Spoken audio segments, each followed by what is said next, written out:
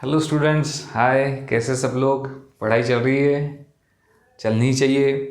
हम लोग thermodynamics chapter को कवर कर रहे हैं और हमने थर्मोडायनेमिक्स में काफ़ी पोर्शन कवर किया है। Now we are in the second half of this complete chapter, जिसके अंदर हम देख रहे हैं हीट इंजन। जो आज हमारा टॉपिक है जिसको हम कवर करने वाले हैं, that is heat engine.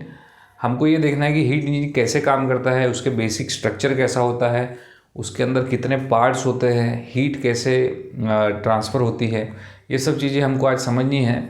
Basic understanding लेंगे हीट इंजन की, और इसके बाद और इसके इम्प्लीमेंटेशन या एप्लीकेशन पार्ट को भी हमको समझना है।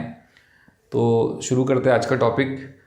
लेकिन ये टॉपिक अगर आपने अभी पहली बार यही वीडियो देख रहे हैं आप इस चैनल का, तो आपको प्रीवियस वीडियोस को देख लेना चाहिए ताकि आपकी बेसिक अंडरस्टैंडिंग्स बन जाए और फिर ये चैप्टर आपको और ये पर्टिकुलर पोर्शन आपको समझ में आए। सो मैं आपको ये सजेस्ट करूँगा कि प्रीवियस लेक्चर को पर्टिकुलरली प्लेलिस्ट के पहले वीडियो से शुरू करिए देखना, तो आपको कॉन्सेप्ट धीरे धीरे समझ में आएंगे। चैप्टर बहुत बड़ा है, मैंने काफ़ी छोटे छोटे पार्ट्स में इसको डिवाइड किया है ताकि बच्चों को पढ़ने में डिफ़िकल्टी ना हो। और जैसा भी समय मिले वैसे 10-15 मिनट में एक कॉन्सेप्ट आप समझ सकते हैं। तो 10-15 मिनट के वीडियो को मेंटेन किया है मैंने पर्टिकुलरली दिस चैप्टर। सो देखिए इस पूरे प्लेलिस्ट को और इस चैप्टर को समझिए। तो आज का जो टॉपिक हम शुरू करने जा रहे हैं दैट इज़ हीट इंजन। क्या होते हैं हीट इंजन, अपने को समझना है, देखते हैं।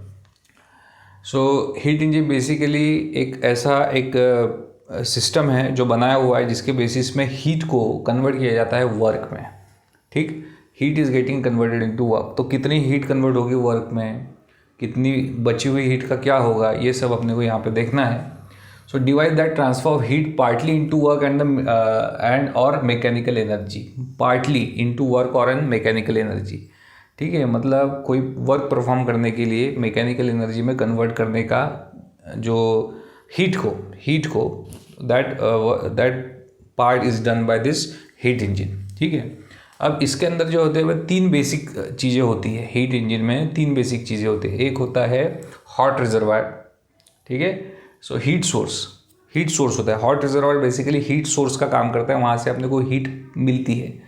सो हॉट रिजर्वायर मिलता है, हॉट सोर्स रिजर्वायर से मिलता है, और फिर उसका जो पोर्शन है बीच में से वो वर्क परफॉर्म करता है, और कोल्ड रिजर्वायर उसकी हीट को एब्जॉर्ब करता है। बीच का पोर्शन मतलब ये जो अपने यहाँ स्ट्रक्चर दिखाया हुआ है, इसमें से एक पार्ट जो है यहाँ पे नीचे की तरफ जा रहा है, हीट का एक पार्ट जो है वर्क परफॉर्म हो रहा है। ठीक है, सो बेसिकली ये जो पोर्शन है, ये जो सर्कल किया हुआ पोर्शन है, ये बेसिकली हीट इंजन कहलाता है।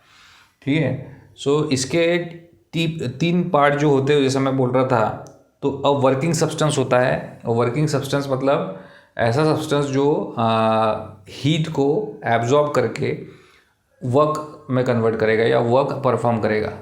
That will be the system. It can be a system, it can be an ideal gas. Ideally जब कंसिडर कर रहे हैं, प्रैक्टिकली जब इंजन की बात चलेंगी, it can be fuel plus air का मिक्सचर, है ना। It can be diesel, it can be petrol और एनी अदर थिंग। जो फ्यूल है उसके अंदर एयर का मिक्सचर, ये दोनों मिला के ये बनेगा, that will be a working substance.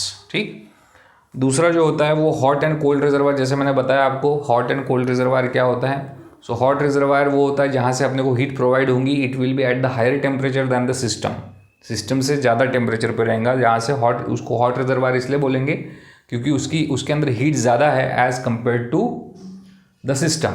तो उसका टेम्परेचर TH मान के चलेंगे हमेशा। The temperature of it will be TH। और जो कोल्ड रिजर्वायर है उसका टेम्परेचर हमेशा कम रहेगा सिस्टम से, और उसका टेम्परेचर हम TC मान के चलेंगे। C मतलब कोल्ड, TC, H मतलब hot, that is TH hot reservoir का temperature and TC cold reservoir का टेम्परेचर। थर्ड चीज़ रहेंगी सिलेंडर।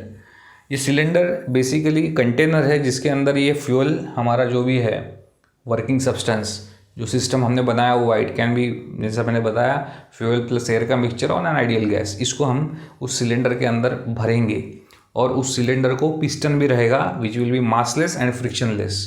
क्यों सर मासलेस एंड फ्रिक्शनलेस? क्योंकि हम उसके मास एंड उसके फ्रिक्शन के कैलकुलेशन में नहीं जाना चाह रहे। इसकी वजह से हमने अज्यूम किया है। Practically is it possible? No, practically ऐसा पॉसिबल नहीं है। कुछ ना कुछ फ्रिक्शन, कुछ ना कुछ मास उसका रहेगा, लेकिन यहाँ कैलकुलेशन और सिंप्लिसिटी के पॉइंट ऑफ व्यू से और पर्पज से हमने उस पिस्टन को फ्रिक्शनलेस एंड मासलेस मान लिया है। ठीक, सो ये तीन चीज़ें बेसिकली होती है, इन तीन कंपोनेंट से बनता है। और यहाँ पे जो दिख रहे हैं इसमें भी तीन स्ट्रक्चर है, जैसे मैं आपको बता रहा था, हॉट रिजर्वायर, कोल्ड रिजर्वायर, ये बीच में जो दिख रहा है आपने को फ्लो है ना, ये यहाँ पे है। सो यहाँ पे टू टाइप्स के कंबशन हो सकते हैं, एक तो है एक्सटर्नल कंबशन, एक है इंटरनल कंबशन। ये दो टाइप के है ना, on the basis of combustion दो टाइप के हीट इंजन्स में हम कैटेगराइज कर सकते हैं, external combustion heat engine and internal combustion heat engine. ठीक, अब इसके कुछ बेसिक स्टेप्स हैं जो वे परफॉर्म करेगा। कोई भी हीट इंजन जब काम करना चालू करेगा तो कुछ बेसिक स्टेप्स से हमेशा परफॉर्म करेगा। वो बेसिक स्टेप्स क्या है ये अपने को समझना है। वैसे मैंने आपको थोड़ी इसकी हिंट दे दी है। सबसे ऊपर जो है ये it will be hot reservoir. ठीक, ये दिख रहा है it will be hot reservoir. Hot reservoir के पास हीट है, मतलब कौन सी हीट है, it is going to provide us the heat QH। ठीक है, QH, इसके पास टेम्परेचर TH है और यहाँ से वो QH amount of heat provide कर रहा है, that will be the input. अब ये जो QH अमाउंट ऑफ हीट है ये इंजन में आई, ये जो सर्कुलर पोर्शन दिख रहा है ये है हमारा इंजन। मैंने बताया इंजन में क्या होता है, सिलेंडर, पिस्टन एंड ऑल। और ये जो यहाँ पे आने के बाद, ये इंजन में आने के बाद ये इंजन कुछ अमाउंट ऑफ जो हीट आई है हॉट रिजर्वायर से उसको वो वर्क में कन्वर्ट करेगा, और जो बची हुई हीट जो है उसको वो कोल्ड रिजर्वायर की तरफ पास कर देगा। तो यू कैन सी ये जो थिकनेस है यहाँ पे, ये जो थिकनेस है, बड़ी सी थिकनेस, ये थिकनेस बता रही है कि कितनी अमाउंट ऑफ हीट यहाँ से आई है। और कुछ जो लेफ्ट इधर साइड में वर्क डन के साइड में, मतलब ये जो यहाँ पे ये थिकनेस है, तो इतनी थिकनेस में से थोड़ी थिकनेस जो है वर्क डन में यूज़ हुई है और बची हुई थिकनेस जो है वो कोल्ड रिजर्वायर में चली गई। You can see that. So ये थिकनेस के बेसिस पे हमने यहाँ पे बताने की कोशिश की है कि QH अमाउंट ऑफ हीट ज़्यादा थी, उसमें से थोड़ी amount of heat work done में यूज़ हो गई और कुछ जो है वो कोल्ड रिजर्वायर में चली गई। ये हमने यहाँ पे शो किया है। सो यहाँ पे work done is equals to QH plus QC। अब यहाँ पे ध्यान देने वाली बात है कि QH is considered as positive, क्योंकि वो इनपुट है कहाँ पे, इंजन में, एंड QC जो है वो वहाँ से जा रहा है, it is always considered negative. So QC represented loss of heat, that is QC is negative and QH is positive. तो यहाँ पे QH प्लस QC मतलब QC नेगेटिव वैल्यू है, तो QH जितना आया था QC कितना चले गया, तो नेट हीट कितनी बची, that is provided by this formula.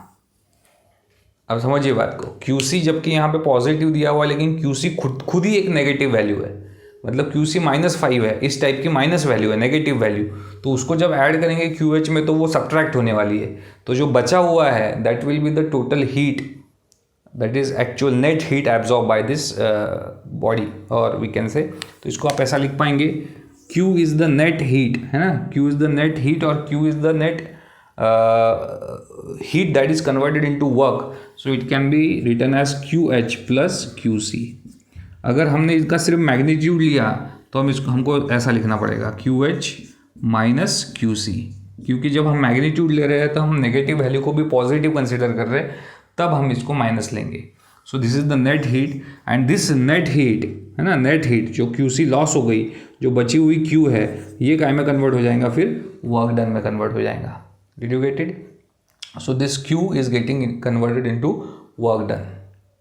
Okay, अब हम जब इंजन को कंपेयर करेंगे, जैसे मैंने एक इंजन बनाया, आपने एक इंजन बनाया, तो कौन सा इंजन बेटर है, अगर हमको ये कंपेयर करना है तो हमको उसकी एफिशिएंसी पता करनी पड़ेगी। बेसिकली इंजन हमने हीट लॉस के लिए बनाया है क्या, नहीं, उसका पर्पस है वर्क डन, मतलब ज़्यादा से ज़्यादा मैकेनिकल एनर्जी में कन्वर्ट करने के लिए हमने इंजन बनाया है।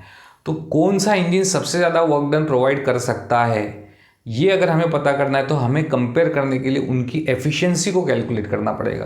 तो एफिशिएंसी कैसे कैलकुलेट करेंगे, उसका सिंबल पहले तो नीटा है, नीटा is the symbol for efficiency. तो एफिशिएंसी में हमको ये देखना है कि हमने टोटल हीट कितनी प्रोवाइड की थी, QH amount of heat provide की थी, ये QH अमाउंट ऑफ हीट में से कितना वर्क डन परफॉर्म हुआ, that will give us the efficiency. Okay, QH amount of heat देने के बाद कितना वर्क डन परफॉर्म हुआ उसको हम बोलेंगे एफिशिएंसी। तो in this way we can calculate the efficiency. ना इसको और मतलब अगर वर्क डन के फॉर्म में नहीं और सिर्फ हीट के फॉर्म में अगर हमको फॉर्मूला चाहिए, then also we can calculate. हम W को लिख पाएंगे, आपको पता है Q is equals to W, so W is equals to QH plus QC, तो हम ऐसा लिख पाएंगे QH plus QC divided by again QH, which is coming out to be 1 plus QC divided by QH। ठीक, इस प्रकार से लिख पाएंगे। याद रखेंगे कि QC ये हमेशा नेगेटिव रहेगा because it is heat lost and QH is the heat gain, so it is always positive.